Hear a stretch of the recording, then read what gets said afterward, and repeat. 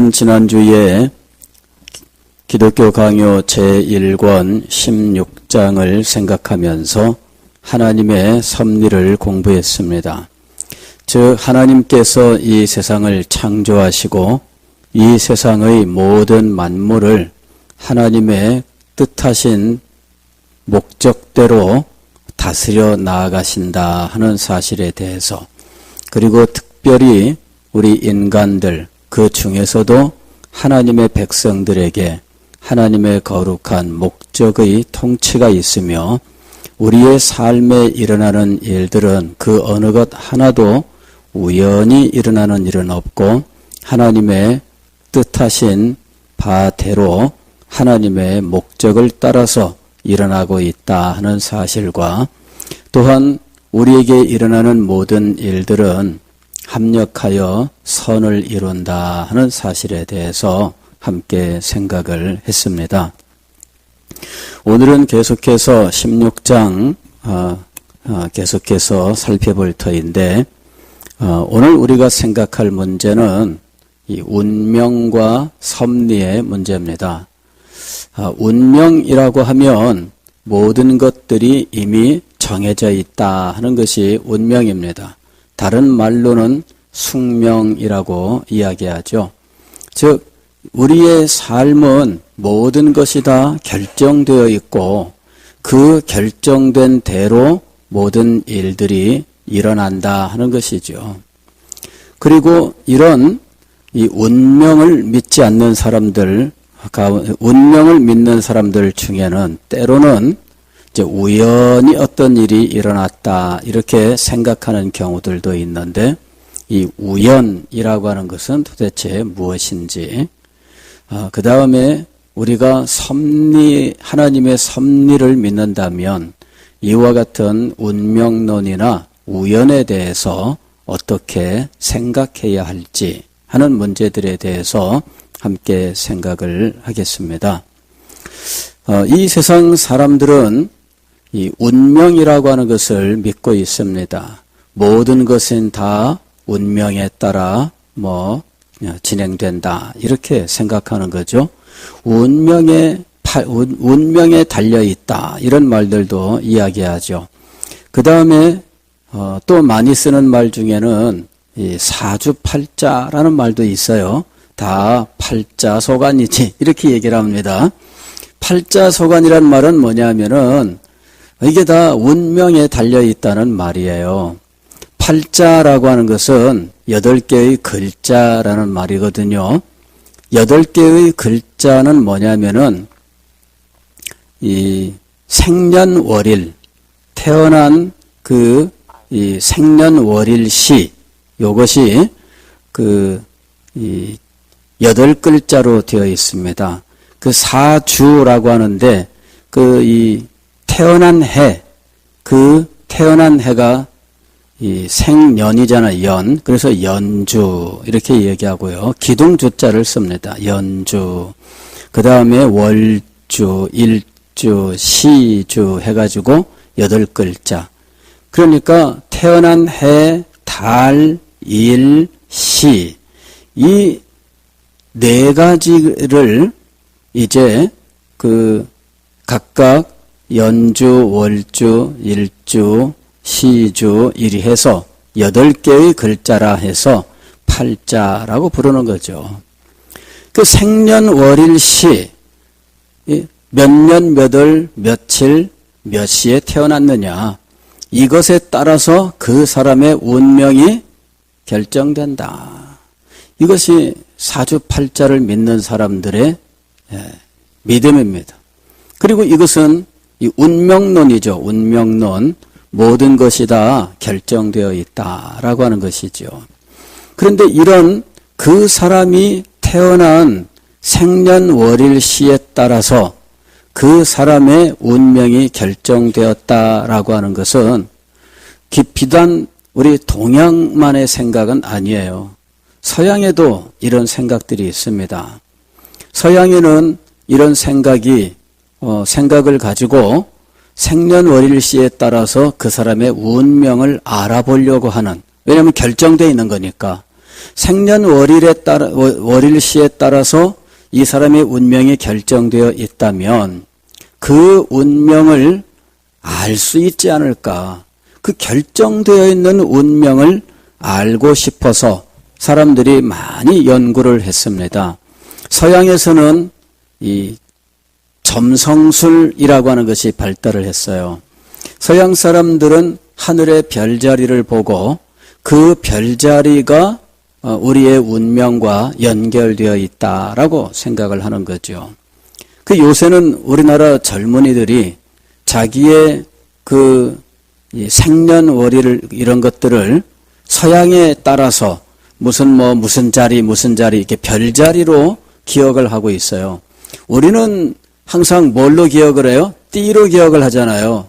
돼지띠, 개띠 하면서 띠로 말하는데 요즘 젊은이들은 무슨 자리, 이렇게 별자리로 이야기해요.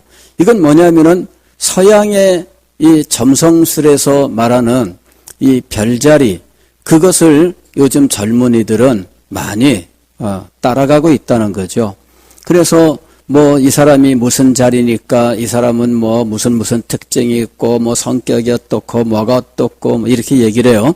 그건 뭐냐면은 그 사람이 태어난 그 별자리에 따라서 그 사람의 성격이라든지 많은 것들이 결정됐다고 믿기 때문에 그 별자리에 따라서 결정된 것들을 이제 이야기하는 거죠.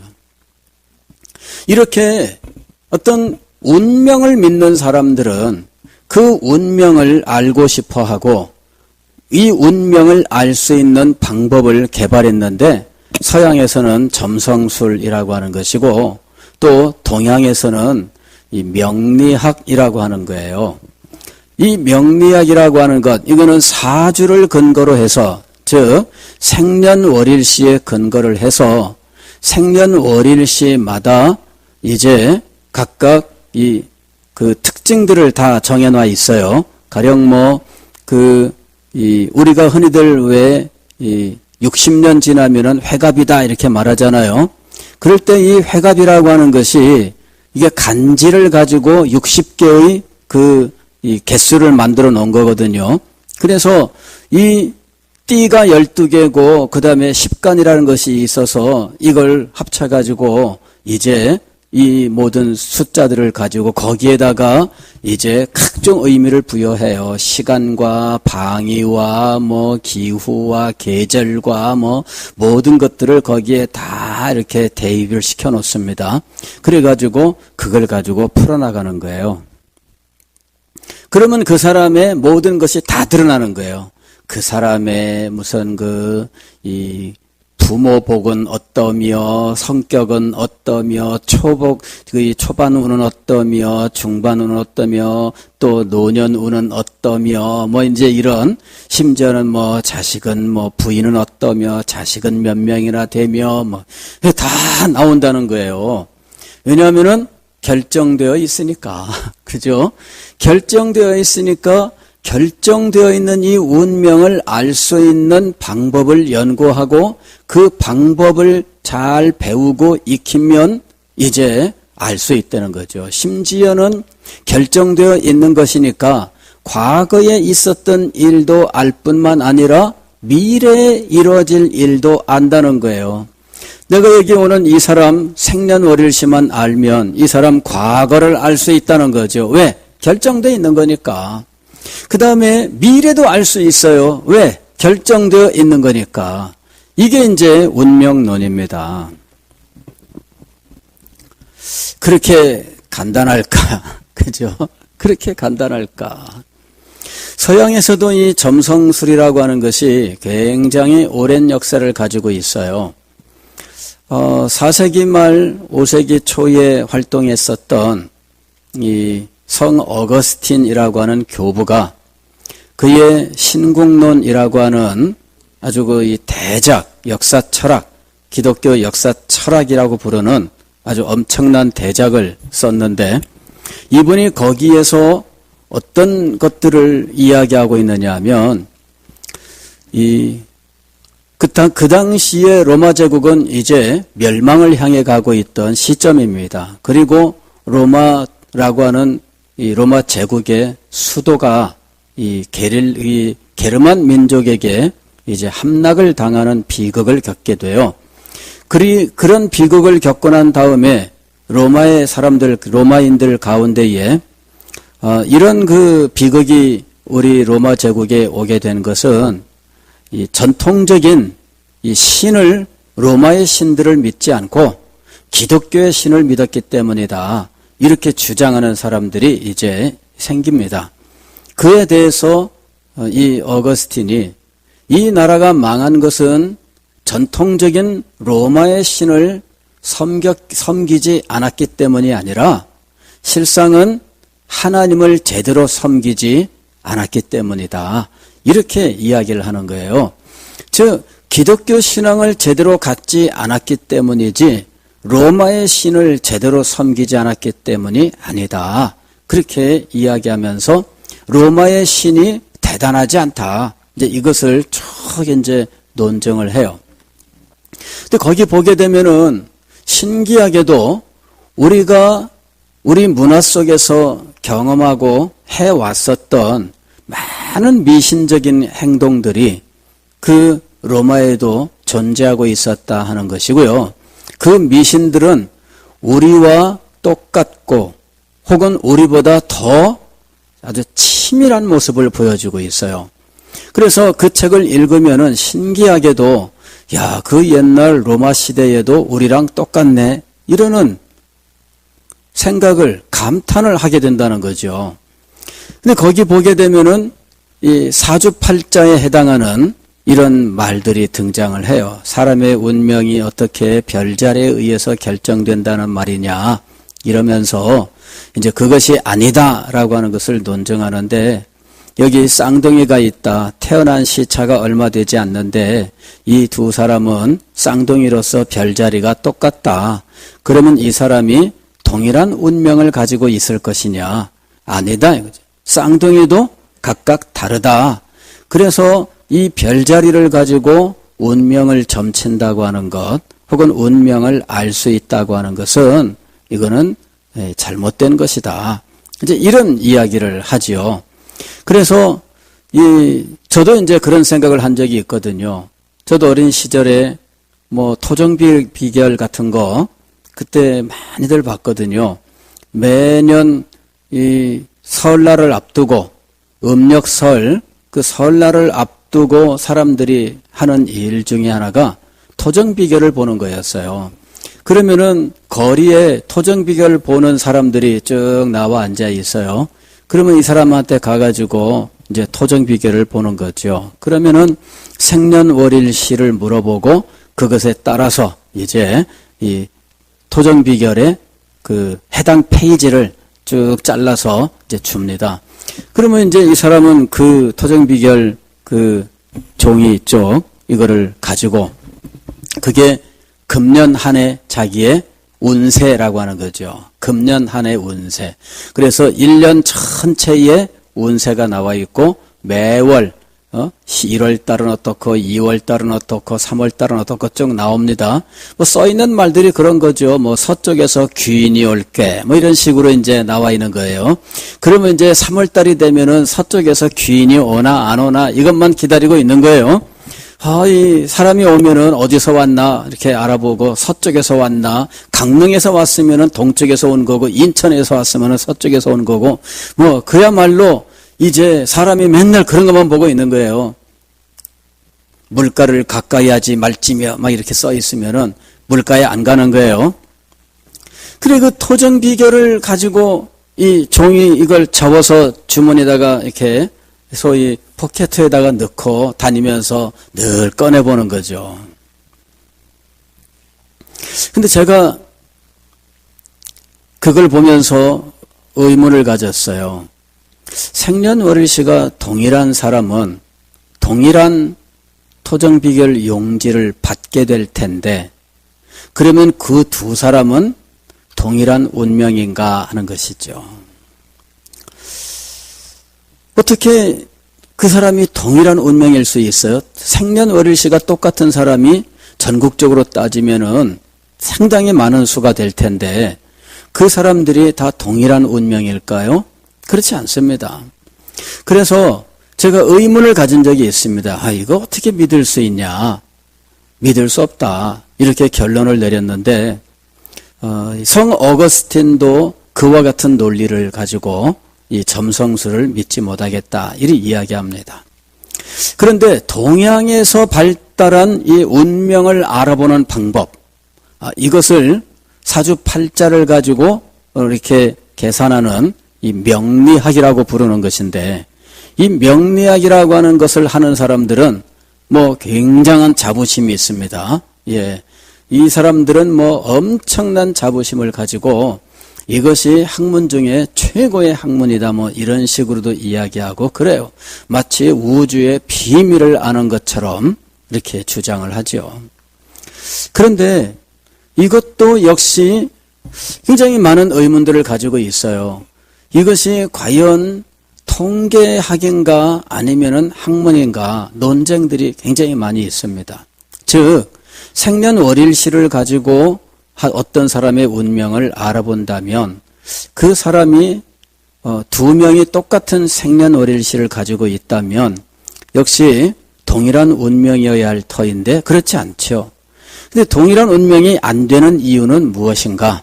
그것은 이 후천적인 어떤 요인들이 그의 선천적인 요인들과 작용을 하면서 이제 그 운명이 결정되기 때문이다. 이래가지고 이 후천의 이런 즉 부모라든지 그 주변에 태어난 이 지역이라든지 모든 요인들까지 다 해서 이 운명을 알아봐야 된다는 거죠. 그래서 이 사주를 연구한 사람들은 자료를 가지고 있어요. 평생 동안 이 사람이 만난 사람들의 사주를 다 적어놓고 그리고 이 노트를 가지고 있어요. 그리고 이 노트가 그 사람의 재산이야. 근데 이거는 어찌 보면은 또 통계 아니냐 이런 말들이 있거든요. 그래서 대충 이렇게 따져보니 이러이러한 확률로 누구누구는 맞고 안 맞고 이런 식의 이야기를 한다는 거예요. 자, 과연 이 세상에 인간의 삶은 결정되어 있는가? 오늘 우리 성경의 가르침에 따르면은 인간의 운명은 이와 같이 결정되어 있는 것이 아닙니다. 하나님께서 물론 우리를 다스려 나아가실 때 하나님의 마음속에는 우리의 삶에 대한 모든 것들이 다 자리 잡고 있습니다. 그래서 하나님 안에서는 결정되어 있다라고 말할 수 있을지 몰라요. 그럼에도 불구하고 우리의 삶은 운명과 같이 결정되어 있는 것이 아니고 그러므로 운명을 알아보는 방법을 동원해서 우리의 과거나 미래를 알 수 있는 방법은 없다 하는 것이죠. 우리는 이 알고 싶어하는 욕구들이 있어요. 알고 싶어하는 욕구들.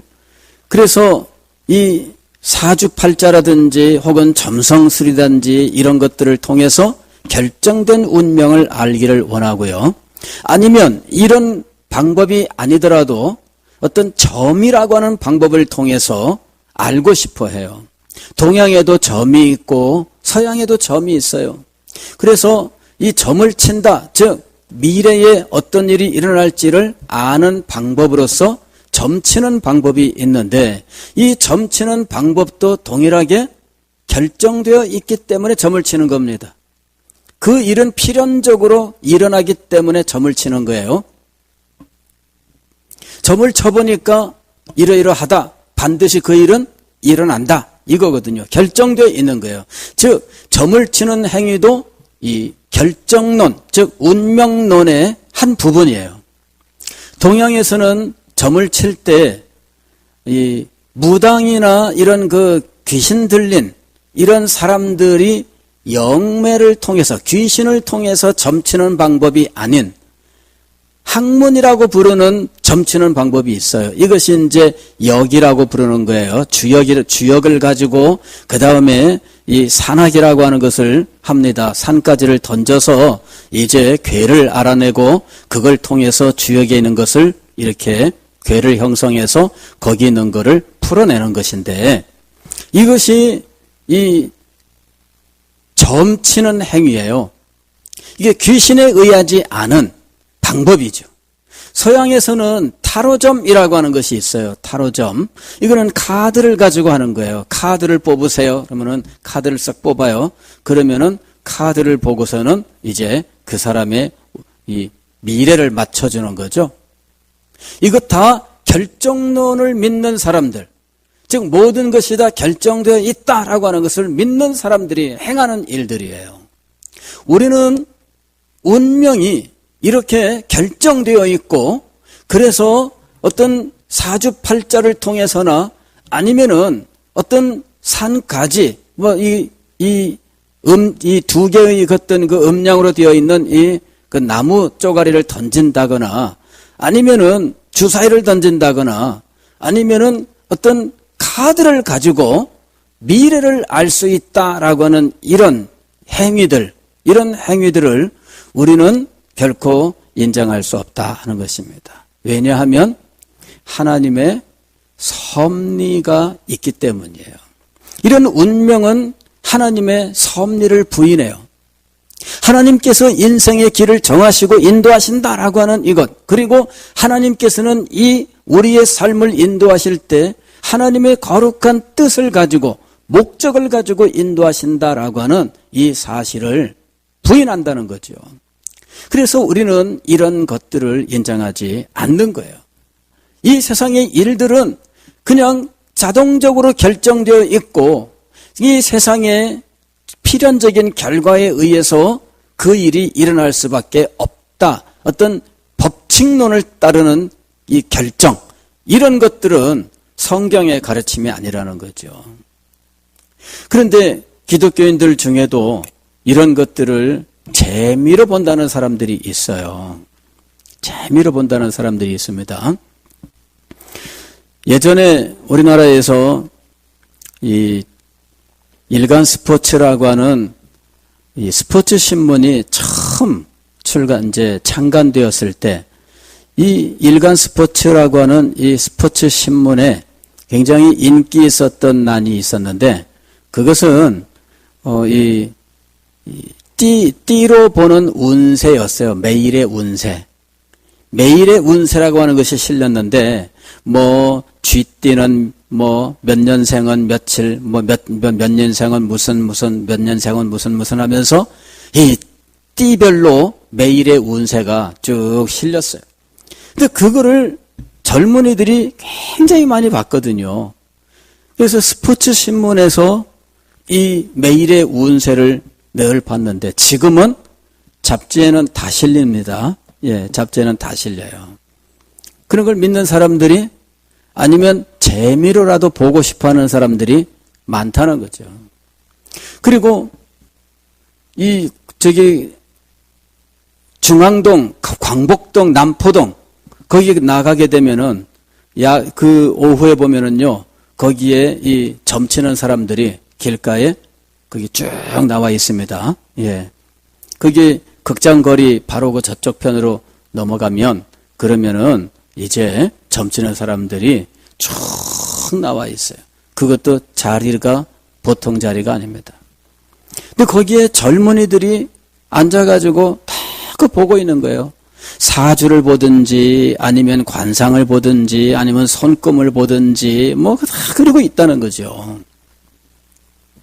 그런데 믿는 사람들 가운데에도 그런 것들을 알아보고 싶어 하는 사람들이 있다는 거예요.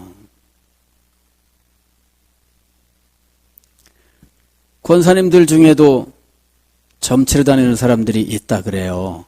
많다 그래요. 우리 교회야 그럴 리 없겠지만은, 점치러 다니는 사람들이 많다 그래요. 미래의 일을 알면은 적절하게 대처할 수 있을까요? 어떨까요? 미래를 알면은 행복할까요? 아니면 미래를 알면은 우리는 그 미래를 바꾸어서 더 좋게 만들 수 있을까요? 결정론이라고 한다면 우리가 바꿀 수 없어요. 그러잖아요. 그러니 알고 있는 그 미래가 좋은 미래라면 물론 좋겠지만, 그러나 좋은 미래라고 해서 그냥 마음에 기뻐만 하고 노력을 하지 않는다면 어떻게 될까요? 항상 동양 이 점치는 사람들도 그런 얘기를 하기는 해요.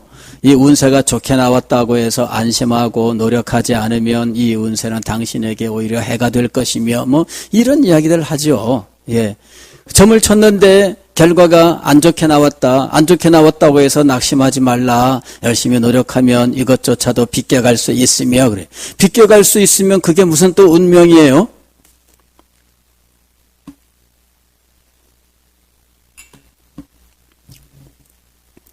우리는 이 믿을 수 없는 이런 일들에 관심을 기울일 필요가 전혀 없습니다. 이 세상의 일들은 결정되어 있어서 마치 운명이 우리에게 다 이미 모든 것이 결정되어 있는 것처럼 그런 것이 아니라는 이야기예요. 하나님께서 우리를 향하여 거룩한 뜻을 가지고 인도에 가고 있다라고 하는 겁니다. 자, 그러면 우연이라고 하는 것은 무엇일까? 우연. 아까 운명이라고 하는 것은 필연입니다. 필연. 그렇게 될 수밖에 없는 이런 일들이 필연적으로 계속해서 연달아 발생해 나가는 거죠. 그렇게 해서 한 사람의 운명이 결정되는 거예요. 그런데 우리는 살아가면서 우연히 무엇이 일어났다 하는 그런 순간들을 종종 보게 됩니다. 그리고 이건 도무지 왜 이런 일이 일어났는지 모르겠다. 혹은 어떻게 이런 일들이 일어났는지 모르겠다. 그러는 일들을 많이 보게 됩니다.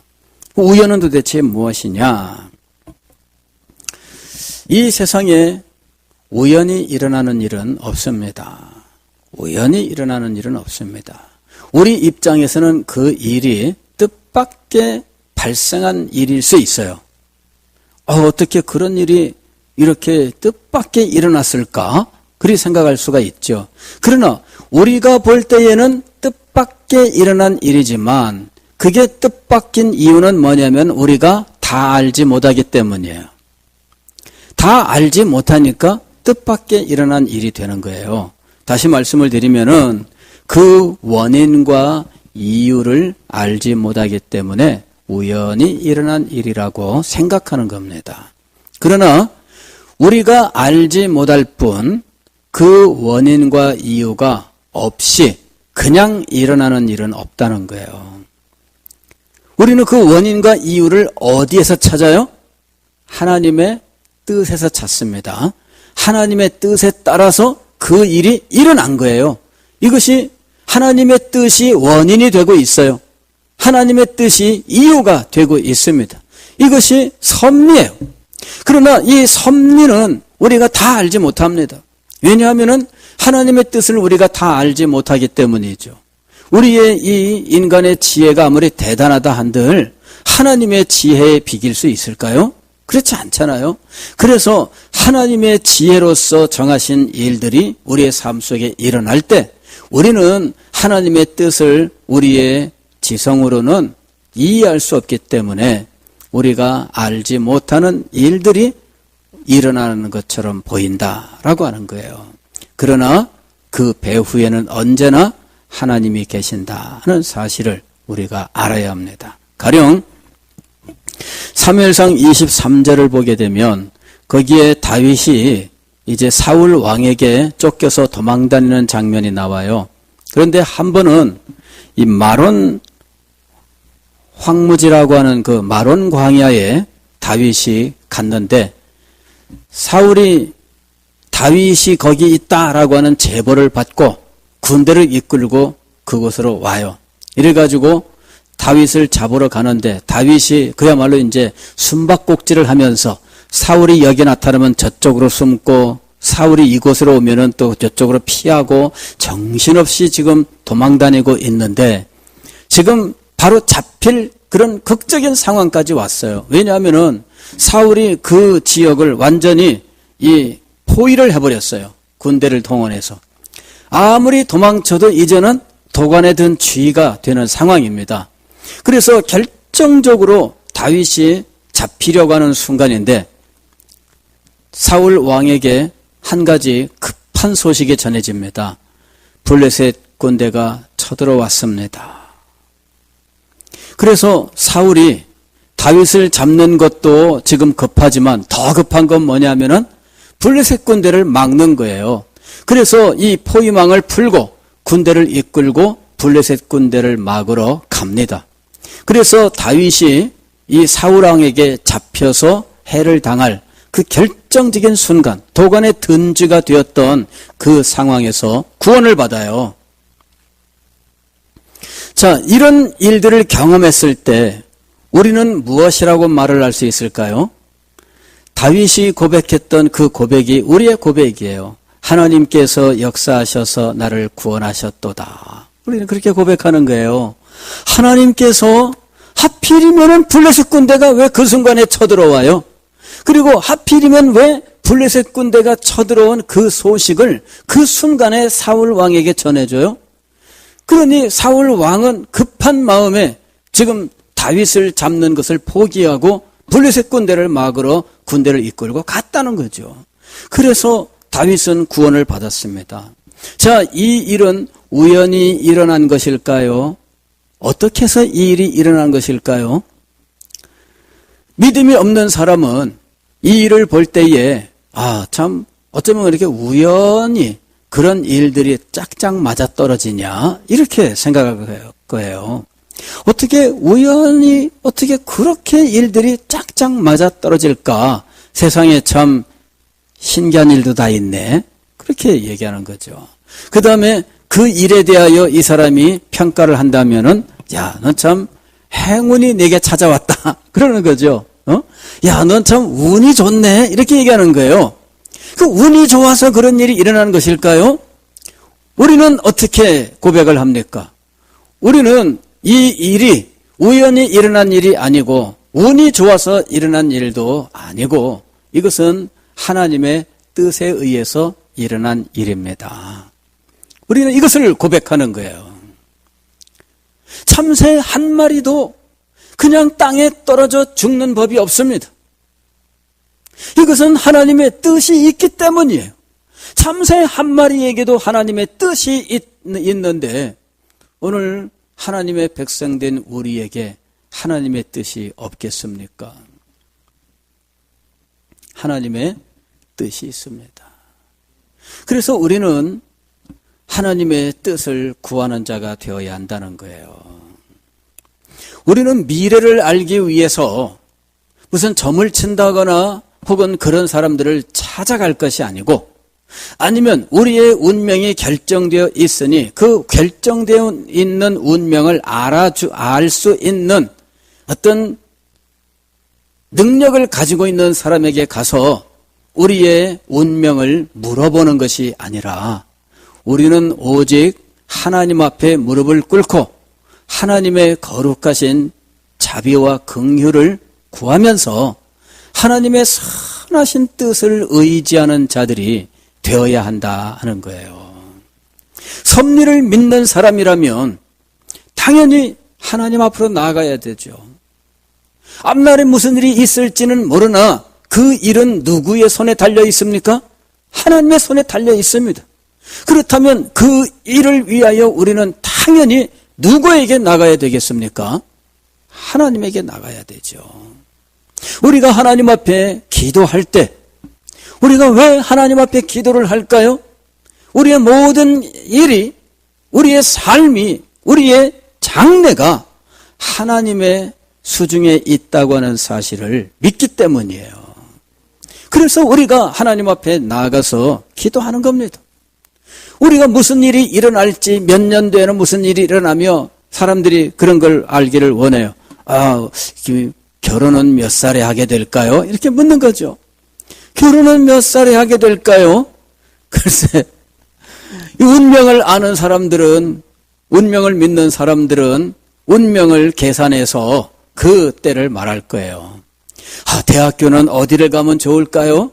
운명을 믿는 사람들은 그것을 물으러 갈 거예요. 그러나 하나님의 섭리를 믿는 사람들은 어떻게 해야 될까요? 하나님 앞에 기도하고 하나님의 자비와 긍휼을 구하는 거예요. 다만 우리에게 일어나는 일들은 어떤 방식으로 일어나는지를 우리가 알아야 됩니다. 하나님께서 우리의 삶을 하나님의 거룩하신 뜻에 따라서 인도해 가시는데, 그때 하나님께서 우리의 생각, 우리의 의지, 우리의 선택을 사용하신다 하는 사실을 알아야 돼요. 즉 우리가 무엇을 선택하는지 그 선택한 것을 하나님께서는 사용하셔서 우리에게 당신의 뜻을 이루신다는 거예요. 이럴 때 우리의 선택과 하나님의 목적, 바로 이 두 가지가 만나서 우리의 삶이 그 방향으로 나아가게 되는 겁니다. 이럴 때 하나님의 이 목적, 하나님의 뜻을 이 나타난 일의 제1원인이라고 이야기를 하고, 이 나타난 일의 제2원인은 우리의 의지가 되는 거예요. 우리가 어떤 마음을 가지고 있느냐, 우리가 어떤 생각을 하고 우리가 어떤 선택을 하느냐에 따라서 하나님의 선하신 뜻이 이것을 사용하여 결과를 만들어내는 거예요. 우리가 선택하는 것에 따라서 달라지고 있다는 것이지요. 왜 우리가 이런 거 있잖아요. 이 프로스트라고 하는 시인이 가지 못한 길이라고 하는 시를 썼는데 마치 우리 인생을 이야기한 것 같은 시예요. 이 두 갈래 길에서 나는 한쪽 길을 선택해 걸어왔는데 내가 이 길을 가면 저쪽 길은 갈 수 없는 거죠. 그게 우리 인생이에요. 저 길은 갈 수 없습니다. 지금 내가 이 길을 가고 있어요. 그럴 때 이 길을 선택한 것은 나의 의지입니다. 그런데 내가 선택한 이 길을 가는 동안에 무슨 일이 일어나면서 어떻게 결과가 나올지는 우리 하나님께서 당신의 거룩한 목적을 가지고 행하시는 일이라는 겁니다. 그렇게 해서 우리의 인생이 결정되고 있는 거예요. 그럴 때 우리는 어떤 선택을 해야 되느냐 하는 거죠. 그래서 많은 사람들이 하나님의 뜻을 알기 위하여 기도하는 거예요. 하나님 어떻게 하면 좋겠습니까? 근데 우리가 생각하고 우리가 판단하고 우리가 결정해야 되는 이 일들을 하나님에게 묻는 경우들이 너무나 많다는 것이죠. 그것조차도 하나님에게 밀어버리는 일들이 많다는 거예요. 우리는 어떻게 해야 되느냐 하면 정상적으로 우리들이 가진 지혜로서 일어나는 일들을 판단하고 우리들이 선택을 해요. 에라 모르겠다 그러면서도 선택하는 거예요. 우리는 그렇잖아요. 그렇게 하고 에라 모르겠다 했는데 그 골라 잡은 이것 때문에 어떤 일이 결정되는 거죠. 그런데 하나님께서 그것을 사용하셔서 우리의 삶을 인도하시는 거예요. 이 결정이 좋으냐 나쁘냐 우리는 자꾸 그것만 생각해요. 그러나 우리는 어느 것을 선택하든 하나님께서는 그것을 사용하셔서 우리를 어떻게 하신다? 선한 길로 인도하신다. 이거를 우리가 믿어야 되는 거예요. 다만 이걸 판단하고 선택할 때에는 하나님께 모든 걸 맡겨놓고 어쨌든 하나님이 선하게 할 테니까 이러면서 그냥 아무 생각 없이 덜커덕 그렇게 결정하면 안 되는 거예요. 왜냐하면 내가 그것을 선택을 하여 결국에는 선이 되게 하시겠지만 그 과정에 우리는 깊은 골짜기도 갈 수 있고 물속에 빠져 헤맬 수도 있고 그런 가지가지 일들이 나타난다는 거예요. 그래서 지혜롭게 선택할 필요가 있고요.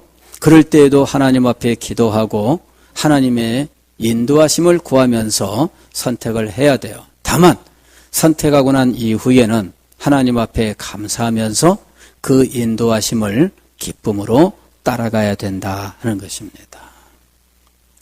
섭리를 믿는 우리들의 삶의 자세, 이걸 우리가 분명히 알아야 됩니다. 운명을 믿는 사람들과는 달라요. 운명을 믿는 사람들의 삶의 자세와 섭리를 믿는 사람들의 삶의 자세는 전혀 달라요.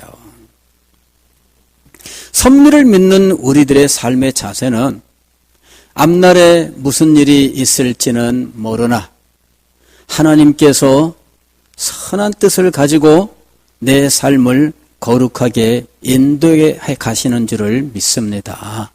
이 믿음을 가지고 한 걸음 한 걸음 나아가는 거예요. 우리 찬송가에도 보게 되면은 한 걸음씩 늘 인도하소서.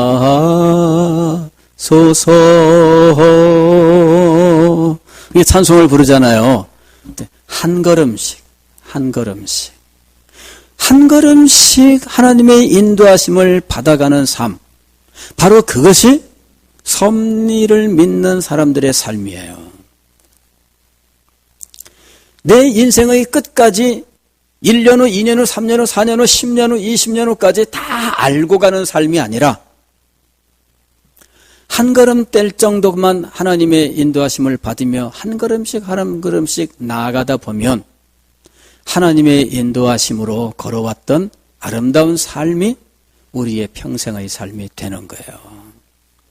그 삶을 살아가기 위해서 우리는 하나님 앞에 무릎을 꿇고 하나님의 거룩하신 뜻을 알기 위해서 하나님의 말씀을 배우고 연구해야 된다 하는 거예요. 하나님의 말씀을 연구하면서 하나님께서 어떻게 당신의 백성들을 인도해 오셨는지, 하나님의 인도하심에 하나님의 백성들은 어떠한 삶을 가지고 따라갔는지를 하나님의 말씀을 통해서 배워야 된다는 거죠. 그리고 실제로 이런 삶을 살기 위해서 우리는 하나님 앞에 기도해야 돼요. 기도하지 않고는 하나님의 인도하심을 받는 삶을 살아갈 수가 없다는 것이지요. 그런데 많은 사람들이 이도 저도 아닌 삶을 살고 있다는 거예요. 마음을 확실하게 정하셔야 돼요. 이것도 저것도 아니면서 하나님에게 기도하지도 아니하고, 그렇다고 우선 뭐 달리 다른 일을 하는 것도 아니고 이런 삶을 살고 있다는 거예요. 여러분, 우리의 삶이 하나님의 섭리에 인도하심을 받고 있다면 우리는 하나님을 믿고 의지하되 전심으로 하나님 앞에 기도해야 된다는 거예요. 우리 자녀들에 대해서도 무슨 일이 일어날지 부모들의 마음속에 소원이 있지 않습니까? 기도하셔야죠. 운명이라면 여러분이 기도해도 안 바뀝니다. 운명이라면 정해진 것이기 때문에 지 팔자지. 그러잖아요. 자식에 대해서 여러분이 내릴 수 있는 결론, 지 팔자지 뭐. 그거잖아요. 말 안 듣는 자녀 만나면은 나중에 부모들이 하는 말이 뭐예요? 아유, 뭐 지 팔자지 뭐. 그러죠? 이 자녀가 속을 썩여요. 엄마는 그렇게 말하는데 공부 안 해요. 결국 하는 말이 뭐예요? 지 팔자지 뭐. 믿는 엄마는 어떻게 할까요? 믿는 엄마면 어떻게 할까요? 자녀는 질질이 말 안 들어. 믿는 엄마는 어떻게 할까요? 안 믿는 엄마는 지 팔자지 뭐. 이게 나도 이제 신경 안 써. 그런다고요. 믿는 엄마는 어떻게 해야 돼요? 섭리를 믿는 사람들의 삶의 자세가 있습니다. 오늘 우리들은 우리의 삶을 섭리하시는 하나님을 우리의 아버지로 섬기고 있습니다. 그 아버지께서는 우리에게 정말 사랑의 마음을 가지고 우리를 인도하고 계시는 거예요. 그렇다면 그 하나님 앞에 우리가 어떻게 하는 것이 합당하겠습니까? 이 시간에 여러분이 한번 결론을 내려보세요. 그리고 그 하나님 앞에 나아가시는 여러분이 되시기를 주의 이름으로 축원합니다.